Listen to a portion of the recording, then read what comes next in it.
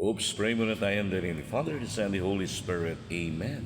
Panginoon, maraming salamat na naman po sa biyaya ng buhay, mga pamilya, mga kaibigan, lakas, at mga grasyang tatamasahin namin sa araw na ito. Panginoon, patuloy ka naming mabigyan ng papuri, lalo na sa araw ng Martes Santo.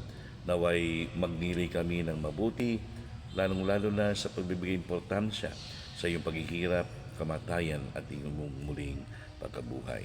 Sa araw ito, Panginoon, protektahan mo kami, maging ligtas na ang mga biyahe namin, maging mahinahon kami sa lahat ng pagkakataon, lalong-lalo na ang mga nagmamaneho upang kaligtasan ni mata mo ng bawat isa. Layo mo kami sa lahat ng kapamakan ng karamdaman, Panginoon. Kaya niya, Panginoon, patuloy na pinagdarasal ng mga kapatid naming may mga sakit.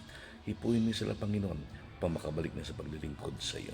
Mga OFW naming mga kapatid, mga kapamilya, protektahan mo rin sila, Panginoon. Bigyan mo lagi sila ng lakas ng pangangatawan upang may pagpatuloy nila ang kanilang pagsakripisyo para may taguyod ang kanilang mga pamilya.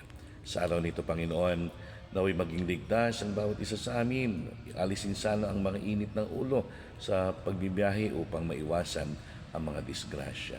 Maging tunay nawa kaming tagapagpalaganap ng iyong paghahari at mapagnilay namin ang iyong sakripisyo na ipinagkaloob upang mapatawad kami sa aming makasalanan. Amen.